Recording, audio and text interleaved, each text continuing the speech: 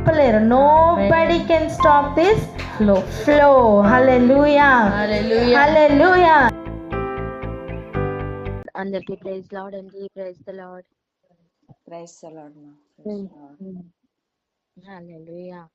సంతోషముగా ఈ దినంను దేవుడు మనకి ఇచ్చినందుకు ఆయనకి కృతజ్ఞతాస్తుతులు చెల్లిద్దామా? ప్రతి ఒక్కరు కూడా thank you Jesus. Hallelujah. Thank you lord. Hallelujah. అది కాదు, దేవునితో ఈ మాట చెప్తాం. Thank you father for giving this day అని చెప్దాం. Thank you father for giving this day. Hallelujah, hallelujah, హల్లెలూయా.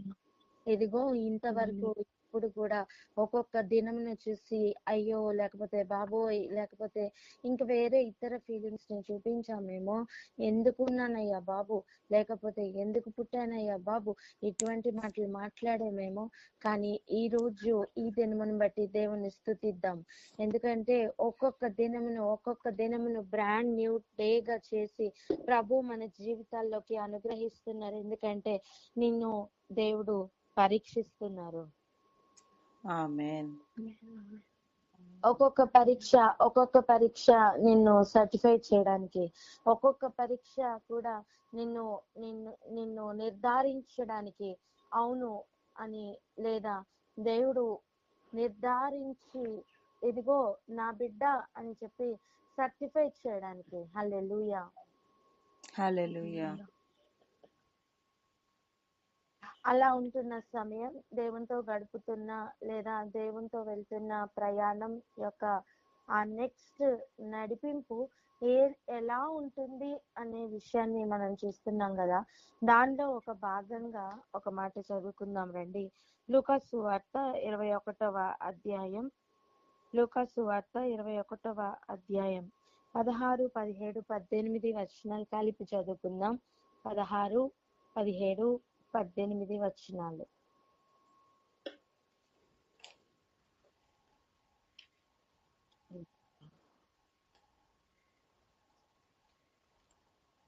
లూకాసు సువార్త 21వ అధ్యాయము 16, 17, 18 వచనములు.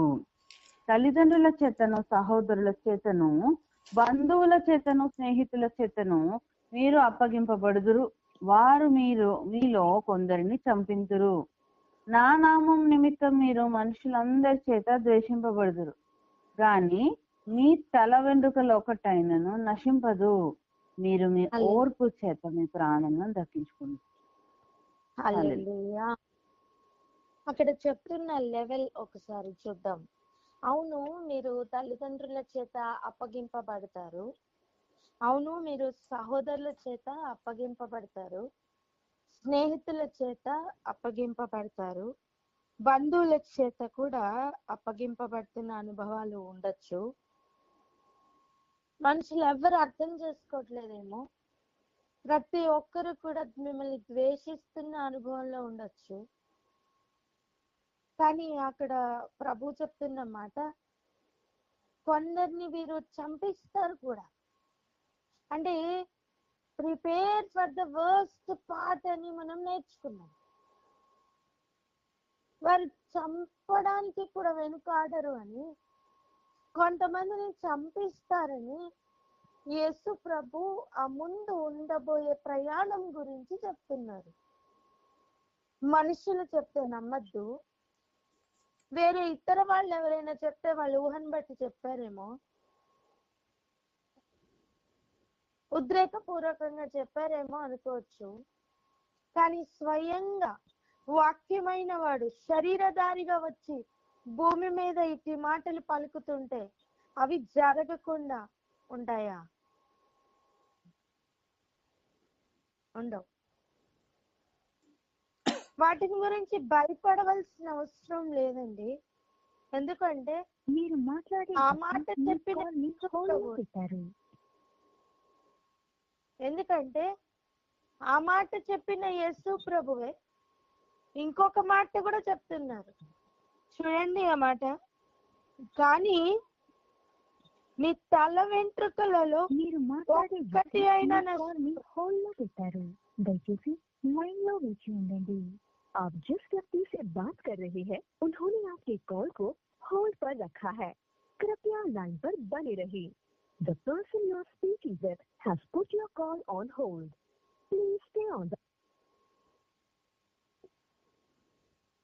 ఆ మాట చెప్తున్న అదే యేసు ప్రభు ఈ మాటను కూడా పలుకుతున్నారు, మీ తల వెంట్రుకల్లో ఒక్కటి అయినా నశింపదు అట. అదేంటండి? మిమ్మల్ని చంపిస్తారు అని చెప్తున్నారు, మిమ్మల్ని అప్పగిస్తారు అని చెప్తున్నారు, మిమ్మల్ని ద్వేషిస్తారు అని చెప్తున్నారు, కానీ తల వెంట్రుకల్లో ఒక్కటైనా నశించదని చెప్తున్నారు. మిమ్మల్ని చంపిస్తారు అని చెప్తున్నప్పుడు ప్రాణాలు పోతాయనే కదా అర్థం. మరి తల వెంట్రుకల్లో ఒక్కటి కూడా నశించదు అని చెప్తున్న లెవెల్ ఏంటి?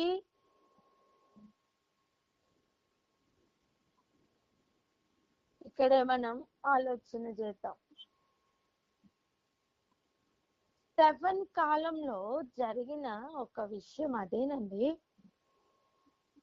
మనుషులందరి చేత ఒక ద్వేషంను అనుభవిస్తున్న అనుభవం.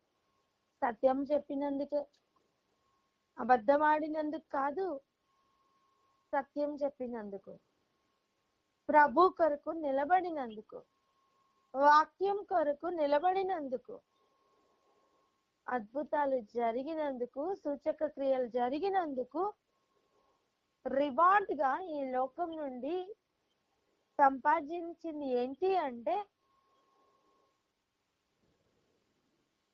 భయంకరమైన వ్యతిరేకత. సమాజ మందిరంలో నిలబెట్టి వారు సమాధానం అడుగుతున్నప్పుడు అక్కడ జరిగిన కార్యాలని చూద్దాం, వెళ్దాం రండి. అపోస్తుల కార్యాలు 7వ అధ్యాయం. అపోస్తుల కార్యాలు 7వ అధ్యాయం మొత్తం కూడా మనం చూస్తున్నాం. స్టెఫెన్ పరిశుద్ధాత్మతో నిండుకొని ఇది నిజమేనా అని అడిగినప్పుడు, ఏది నిజమేనా అని అడిగారు? మహాసభలో నిలబెట్టి నువ్వు మోసేకి వ్యతిరేకంగా మాట్లాడుతున్నావంట, ఈ స్థలానికి, ఈ దేవాలయానికి నువ్వు వ్యతిరేకంగా విరోధంగా మాట్లాడుతున్నావట, మన ఆచారాలన్నీ కూడా యేసు ప్రభు వాటిని కొట్టివేస్తారని నువ్వు మాట్లాడుతున్నావంట, ఇవన్నీ నిజమేనా అని అడుగుతున్న సమయం. తన ద్వారా దేవుడు చేసిన గొప్ప కార్యాలను రుచి చూసిన వారు కూడా అక్కడే ఉండొచ్చు, తన నిమిత్తం ప్రార్థిస్తున్న వారు అక్కడే ఉండి ఉండొచ్చు, కానీ వారందరూ కూడా ఏమీ చేయలేని ఒక పరిస్థితి.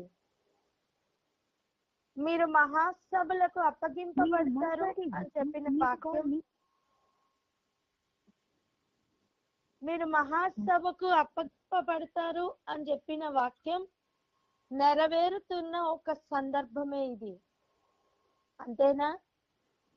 వారు మీలో కొందరిని చంపుతారు అని చెప్పిన మీరు మాట్లాడుతున్న వ్యక్తి మీ కాల్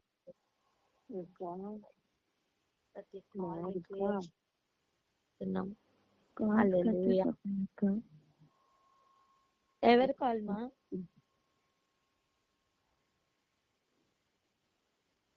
ఎవరు కాల్ కట్ అవుతుంది మా?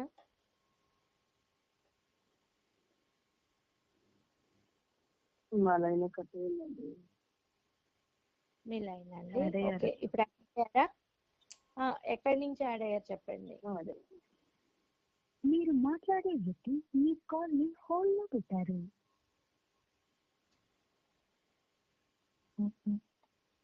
ఎక్కడి నుంచి వినాలేదు చెప్పండి.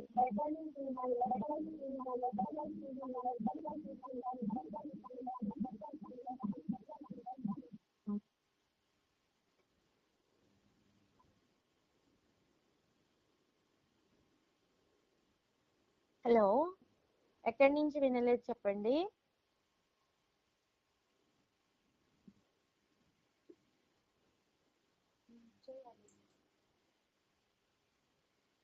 ఇంకా హలో హలో అండి. అమ్ములు ఎక్కడ యాడ్ చేసుకున్నారా? కాల్ చేస్తున్నారా? నేను పిలిచాక యాడ్ అయ్యాక మిమ్మల్ని కలుపుదామని చూస్తాను. ఓకే ఓకేరా, అట్లా ఉన్నాయి.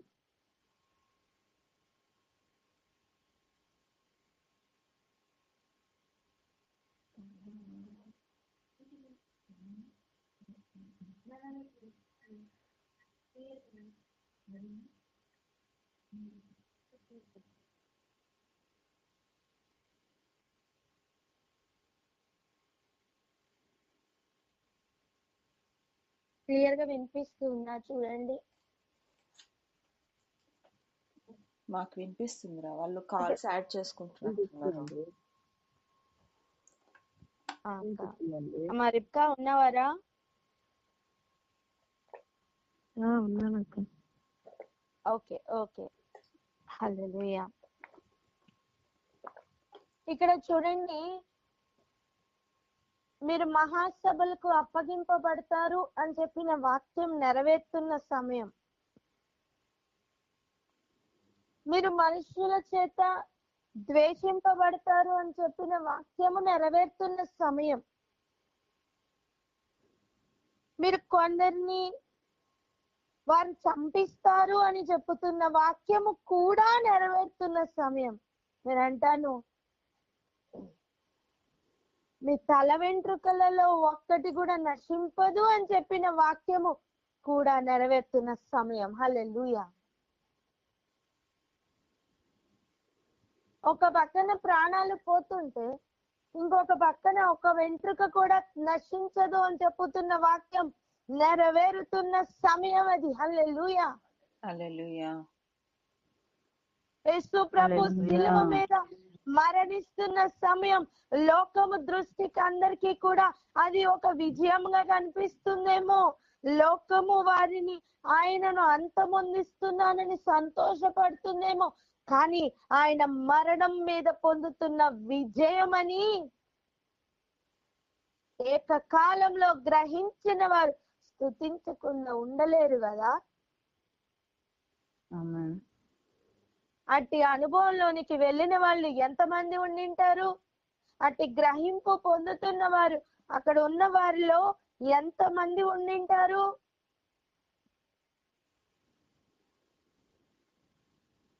పక్కనే ఉన్న దొంగలు కూడా మాట్లాడుతున్న మాటనే కదా, నిన్ను నువ్వు రక్షించుకో, మమ్మల్ని కూడా రక్షించొచ్చు కదా అని. కింద నుండి అపహాస్యం చేస్తున్న సమయమే కదా, యూదుల రాజంట అని.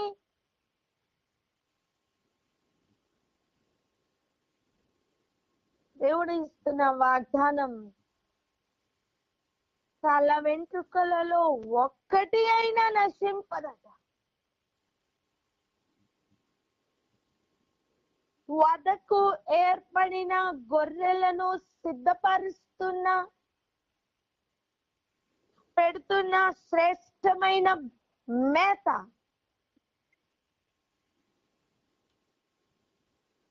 వారు మిమ్మల్ని చంపిస్తారు, అయినను మీ తల వెంట్రుకల్లో ఒక్కటి కూడా నశింపదు.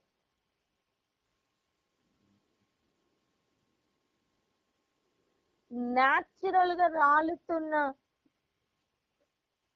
జుట్టుకే ఎవరు, తల వెంట్రుకలకే ఎవరు గ్యారెంటీ ఇవ్వరండి. అలాంటిది మన యేసు ప్రభు ఇస్తున్న గ్యారెంటీ లెవెల్ చూడండి. ఒక్క తల వెంట్రుక కూడా నశింపదట.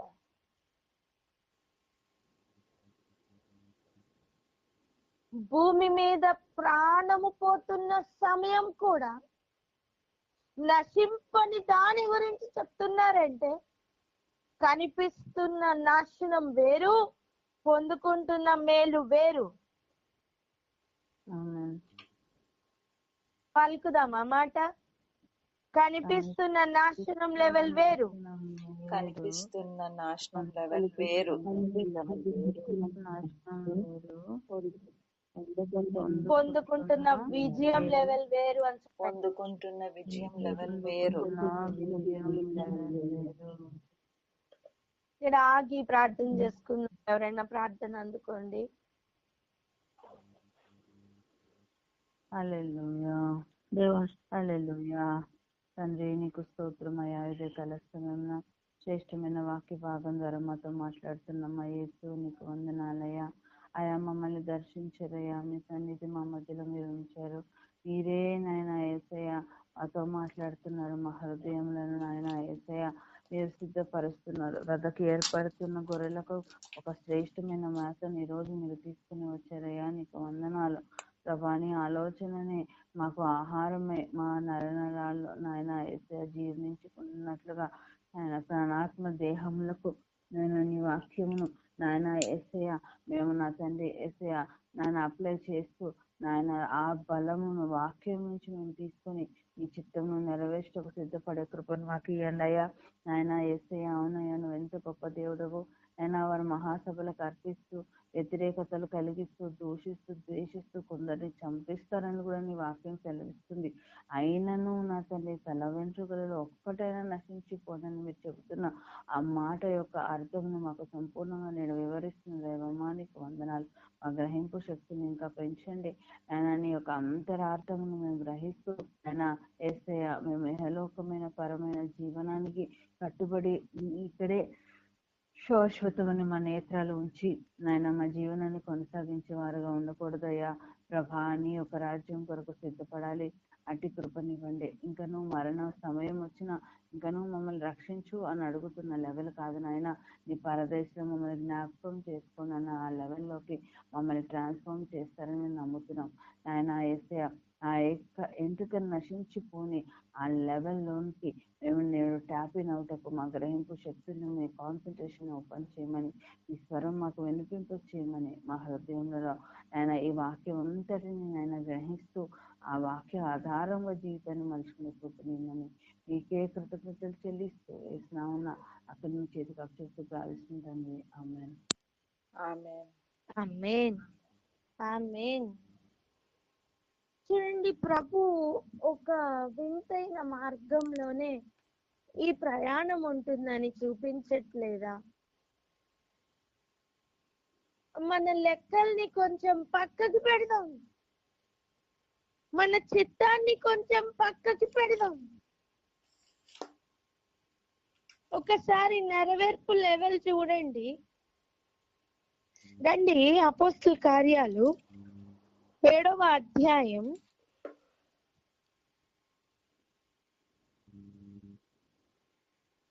44 నుండి 47 వరకు చదువుదాం. అపోస్తల కార్యములు 7వ అధ్యాయము 44 నుండి 47 వచనాలు. అతడు చూచిన మాదిరి చొప్పున దాన్ని చేయవలెనని మోషేతో చెప్పిన వాడు ఆజ్ఞాపించిన ప్రకారము సాక్ష్యపు గుడారము అరణ్యములో మన పితరుల యొద్ద ఉండెను. మన పితరులు తమ పెద్దల చేత దాన్ని తీసుకున్న వారై దేవుడు తమ ఎదుట నుండి వెళ్ళగొట్టిన జనములను వారు స్వాధీనపరుచుకున్నప్పుడు యెహోషువతో కూడా ఈ దేశంలోనికి దాన్ని తీసుకుని వచ్చిరి. అది దావీదు దినముల వరకు ఉండెను. అతడు దేవుని దయ పొంది యాకోబు యొక్క దేవుని నివాస స్థలమును కట్టగోరెను. అయితే సొలొమోను ఆయన కొరకు మందిరం కట్టించెను. హల్లెలూయా. చూడండి, ఇక్కడ స్టెఫన్ ద్వారా పలకబడుతున్న ఆ అబ్రహాము మొదలుకొని ఇప్పుడు సొలొమోను కొరకు చెప్తున్న ప్రతి మాటలోనూ లోపల జరుగుతున్న ఒక కార్యం ఉంది. అదేంటి అంటే దాగి ఉన్న అనేక సంగతులను బయటికి తీస్తున్న ఒక లెవెల్. హల్లెలూయా. మరుగైన అనేక సంగతులను వెలికి తీస్తున్న ఒక లెవెల్. ఇదిగో ప్రభువు చూపించకపోతే తను ఎలా చెప్తాడో, ప్రభువు కనుక చెప్పకపోతే పరిశుద్ధాత్ముడు బయలు మార్చకపోతే తనకి ఎలా తెలుస్తాయి? మీకు తెలుసా, తన అక్కడ చరిత్ర కాదు చెప్తున్నాడు, కొన్ని మర్మములు చెప్తున్నాడు.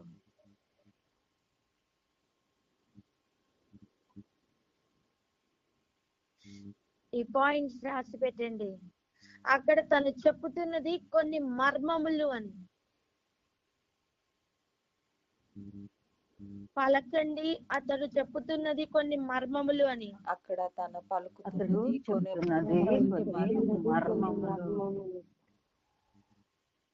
హల్లెలూయా. కొన్ని మరుగైన విషయాలను ఆత్మ నడిపింపులో బయటికి తీస్తున్న సమయం అది. నేను అంటాను, 4000 సంవత్సరాల భూమి మీద ప్రయాణము యొక్క సారము బయటికి తీస్తున్న సమయం అది. హల్లెలూయా. హల్లెలూయా. కమాన్ ఇంకొంచెం స్పీడ్ గా పరిగెట్టాలి మనం. దయచేసి ప్రయాణం చేయండి. ప్రభువుతో ప్రయాణం అలుపెరుగని ప్రయాణం అయి ఉంటది. ప్రభువుతో ప్రయాణం కాలములతో ప్రయాణమై ఉంటది. 24 గంటల ఫ్రేమ్ లో పరిగెత్తడం ఉండదు. ఆ ఫ్రేమ్ ని తలకిందులు చేస్తున్న ప్రయాణమే ఆయనతో ఉండే ప్రయాణం.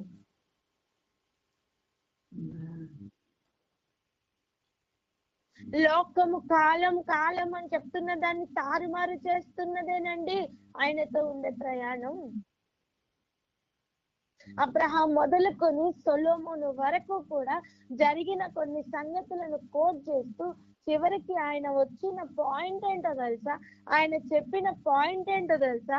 ఇప్పుడు చదవండి 47:50.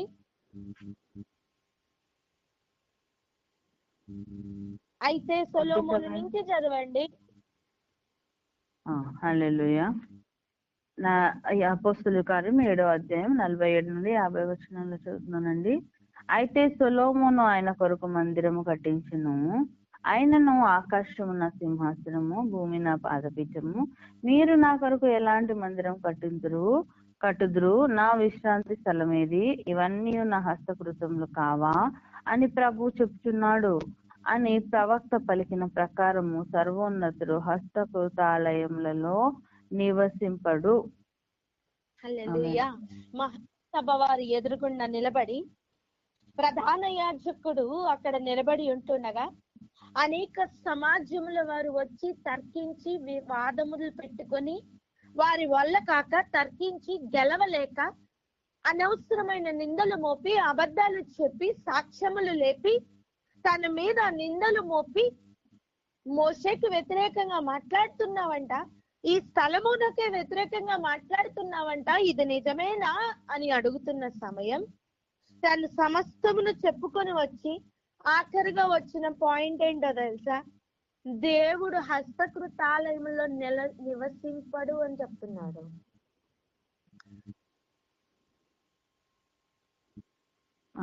దేవుడు తన ప్రవక్త చెప్పిన మాటను కోట్ చేస్తున్నాడండి. ఏం మాట? ఆకాశం నా సింహాసనం, భూమి నా పాదపీఠం అని చెప్పిన ప్రభువుకు నువ్వు ఎలాంటి మందిరం కడతావు? మీరు నా కొరకు ఎలాంటి మందిరం కడుదురు అని ప్రభువే అడుగుతున్న ఒక లెవెల్ ని విడిచిపెట్టి మందిరంను ఒక విగ్రహంగా చేసిన ప్రధాన యాజకుని ఎదురుగుండా నేను నిలబడి అడుగుతున్న ప్రశ్న, మీరు ఎలాంటి మందిరాన్ని కడతారు? మనుషులు కట్టిన మందిరంలో, మనుషులు కట్టిన కట్టడంలో ఆయన నివసింపరు అని తేల్చి చెప్పుతున్న సమయం ఒళ్ళు మండిపోతుందండి. అక్కడ ఉన్న వారికి కోపంతో రగిలిపోతున్నారండి. నేను ఒక మాట చెప్పనా, సత్యము విడుదల అవుతున్నప్పుడు అబద్ధానికి ఒళ్ళు మండిపోతుంది. హల్లెలూయా. నువ్వు ఒక రూమ్ లోకి వెళ్ళావు, చీకటిగానే ఉంది, కానీ లైట్ ఆన్ చేస్తావు, నీకే తెలీదు చీకటి ఎక్కడికి పారిపోయిందో కదా. అలా సత్యం విడుదలవుతున్నప్పుడు, స్వాతంత్రం పొందుకుంటున్నప్పుడు అర్థం దాస్యత్వం పారిపోతుందని కదా.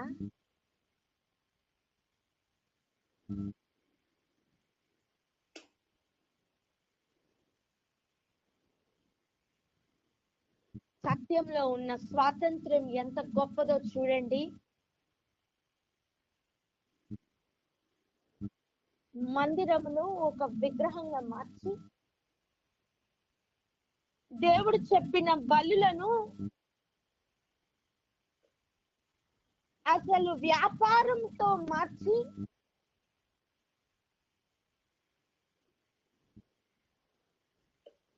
చెప్పబడిన వాక్యమును పూర్తిగా ఆచారబద్ధంగా చేసిన జనుల ఎదురుగుండా నిలబడి ధైర్యంగా పలుకుతున్న మాటే ఇది. హస్తకృతాలయంలో దేవుడు నివసింపడు. 2000 సంవత్సరాల క్రితం అది నిజమైతే ఈ రోజు అది సత్యం కాదా?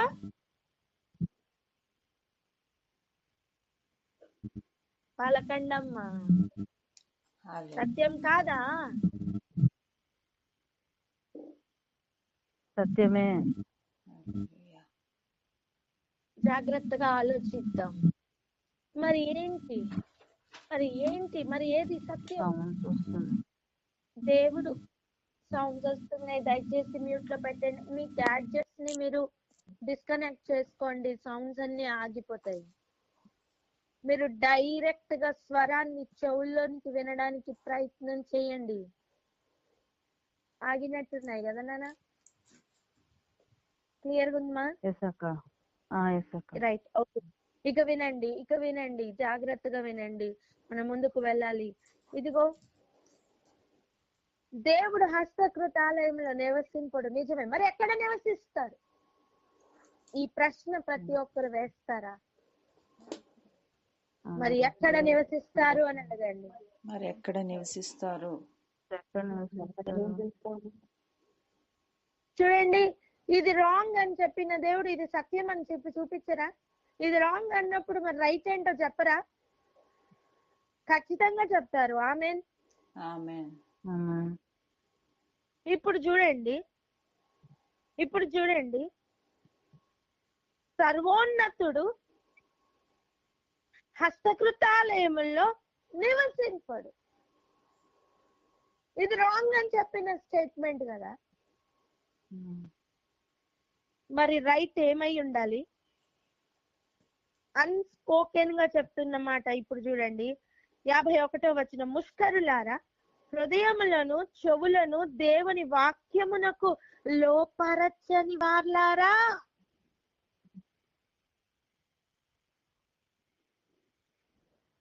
మీ పితరుల వలె మీరును ఎల్లప్పుడూ పరిశుద్ధాత్మను ఎదురించుచున్నారు.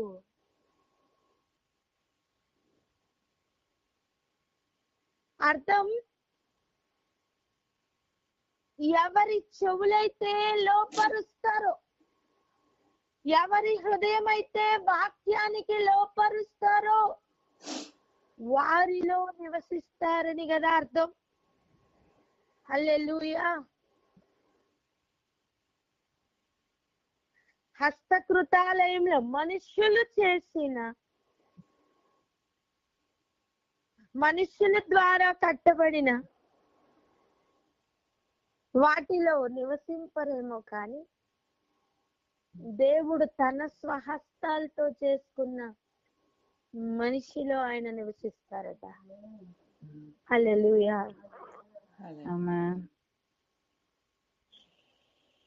ఆయన మన బ్లూ ప్రింట్ అంతా కూడా అరచేతుల్లో చెక్కుకున్నారండి.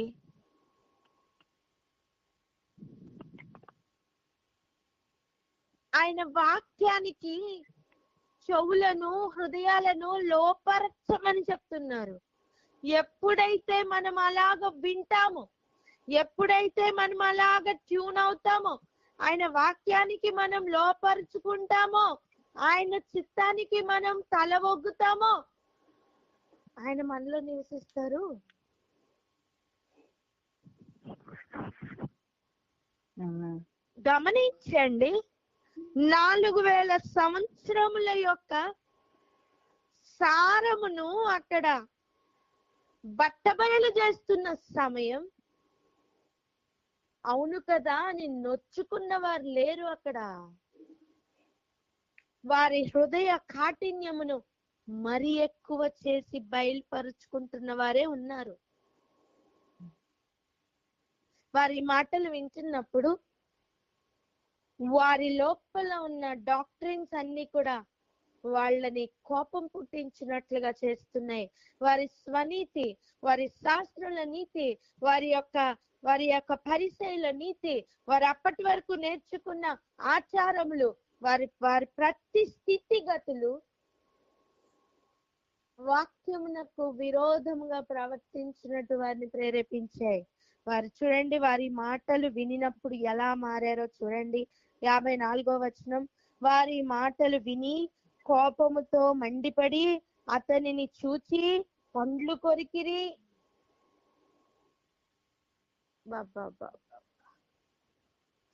వాక్యమునకు మీరు లోబడుతున్నారా లేదా అన్న విషయం ఎలా తెలుస్తుందో తెలుసా?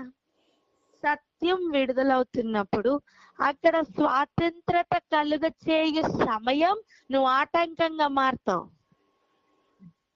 ఎందుకంటే నువ్వున్న దాస్యత్వాన్ని లాక్కుని వస్తావు. జాగ్రత్త.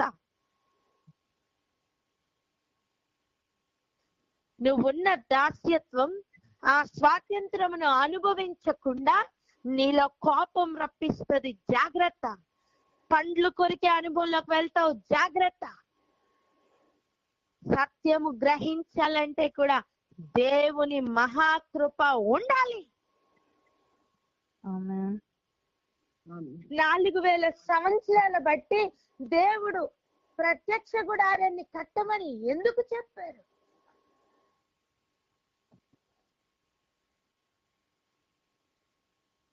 సొలొమోను మందిరం కట్టే సమయం మందిరమును కట్టడానికి ఎందుకు అలౌ చేశారు? ఇర్మియా ప్రవచిస్తున్నప్పుడు మందిరమును శత్రువు వచ్చి కొల్లగొట్టి ముట్టడి దిబ్బగా చేసి అందులో ఉన్న పాత్రలను తీసుకుని వెళ్ళిపోవడానికి దేవుడు ఎందుకు అనుమతించారు?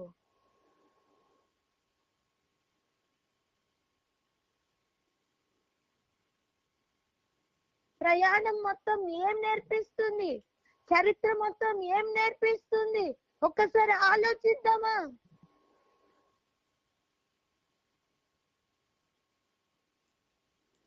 ఆయన మనలో నివసించాలని ఒక జనాంగాన్ని ఎన్నుకున్నారు. ఆయన ఆజ్ఞలను వారికి నేర్పించారు. వాటిలో ఉండండి అంటే వాటిని మీరి, ఆజ్ఞలు మీరి, దాని గురించిన చింత లేకుండా పాప పరిహారార్థ బలులు అర్పించుకుంటూ, నైవేద్యములు అర్పించుకుంటూ ఆచారబద్ధంగా మార్చివేసి వ్యాపారిత్వపు ఇల్లులాగా ఆ మందిరమును మార్చివేసినప్పుడు పరిశుద్ధాత్మకు వస్తున్న రోషం, దుఃఖం ఇక్కడ కనబడట్లేదా?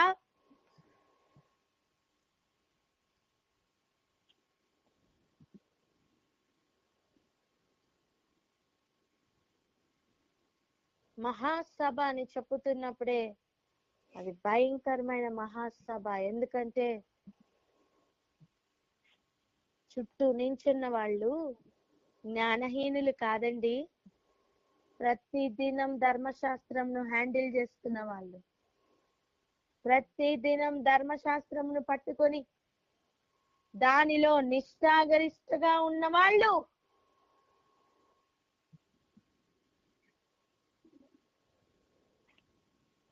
వాళ్ళందరి ఎదురుగుండా నించుని ఆత్మ చెప్పుచున్న మాట చెప్పితే వాళ్ళు పండ్లు కొరకపోతే ఇంకేం కొరుకుతారు? అదే కదా ఫ్యూచర్ లో వాళ్ళు చేయబోతున్నది. ఇప్పుడు కొంచెం ముందుగా ప్రాక్టీస్ చేస్తున్నారు అంతే.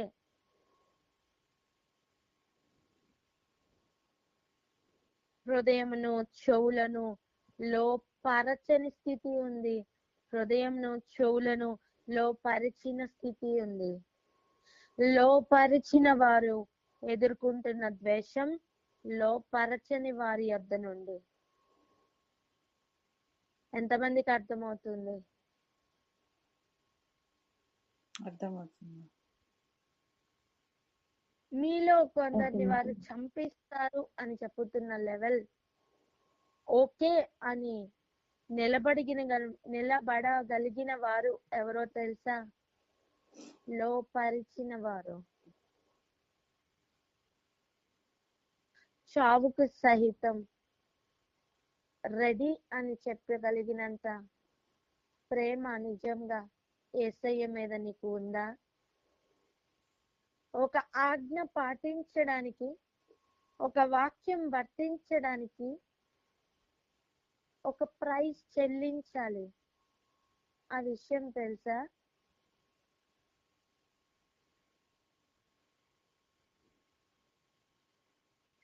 మోసంలో పడిపోయిన మనం మోసానికే ఒక మోసం చూపించి సత్యంలోకి రావాలి.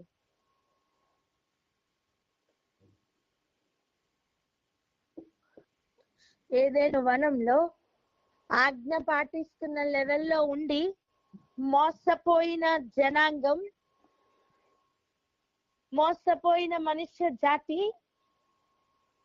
ఆ మోసానికే ఇంకొక మోసాన్ని రుచి చూపించి నువ్వు స్వతంత్రుడుగా మారాలమ్మా.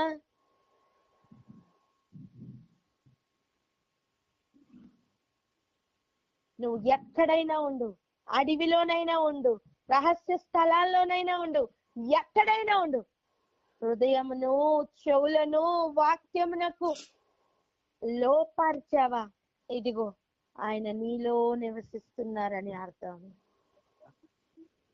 ఎవరు నివసిస్తున్నారో తెలుసా? సర్వోన్నతుడు. అర్థం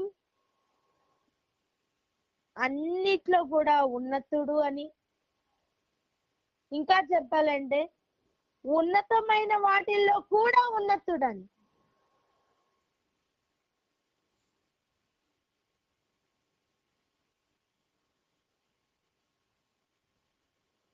అంత గొప్పవాడు ఈ చిన్ని జీవితంలో, ఈ చిన్ని హృదయంలో నివసించాలని ఆశపడుతుంటే జీవితాన్ని అప్పగించకుండా ఎంత కాలం పారిపోతావు? ఎన్ని ఆచారాలు ఆటంకంగా పెట్టుకుంటావు? ఎన్ని అబద్ధాలను ముసుగు వేసుకుంటావు? విడుదల కలుగునుగాక. ఆమేన్. ప్రార్థన చేసుకున్నాం అక్క. హల్లెలూయా. Thank you Jesus.